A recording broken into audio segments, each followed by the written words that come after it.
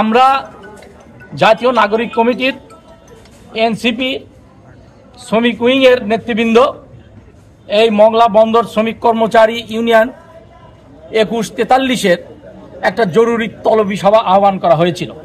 আমরা সেই তলবি সভায় অতিথি হিসেবে আমরা সেখানে এসেছি।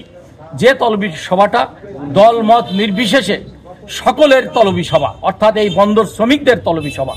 দীর্ঘদিন নির্বাচন না হয়ে একটা সিন্ডিকেটের কাছে বন্দী হওয়া অবস্থান থেকে এই বন্দর শ্রমিক কর্মচারী সংঘকে উদ্ধার করার জন্যই এই আয়োজনটা মূলত একটা আইনগত পদক্ষেপ।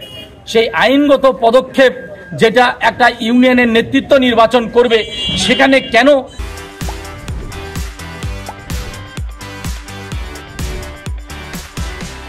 একটা রাজনৈতিক দল অর্থাৎ বিএনপির স্লোগান দিয়ে আমাদের এই শ্রমিক নেতৃবৃন্দ সহ ঢাকায় যারা অতিথি এনসিপি শ্রমিক উইংয়ের নেতৃবৃন্দরা যেখানে অতিথি হিসেবে আসছে, তাদের কাছে তাদের উপর কেন এই নৃশংস ন্যাক্কারজনক হামলা করলো, এটা আমাদের বুঝে আসে না। সুতরাং ধরেই নেওয়া যায় তারা এই সিন্ডিকেটটাকে দখলে রেখে তারা অবৈধ গেনার হওয়ার যে এক অপতৎপরতা সারা দেশব্যাপী চলছে, সেই তৎপরতার অংশ হিসেবে এখানেও তারা সেই সংঘটাকে তাদের দখলে রেখে লুটপাটের একটা অভয়ারণ্যে পরিণত করতে চায়। শ্রমিক কর্মচারীর সঙ্গে জাতীয় শ্রমিক দলের একটা প্রোগ্রাম ছিল আজকে।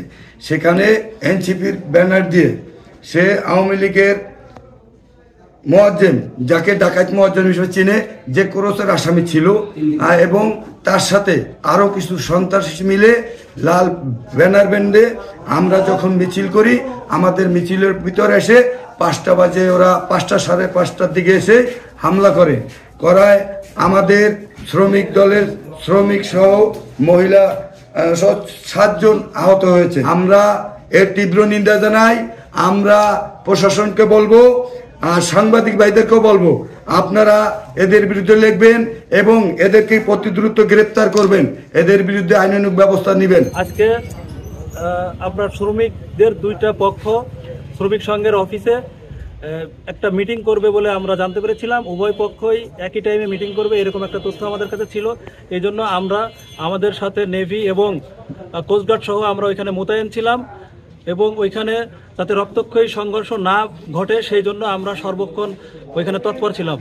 তো ওইখানে আমরা তৎপরতার কারণে ওই শ্রমিক সংঘের ওইখানে কোনো রকমের ঘটনা ঘটে নাই। আমরা সর্বোচ্চ চেষ্টা করেছি। এখন পরিস্থিতি খুবই স্বাভাবিক।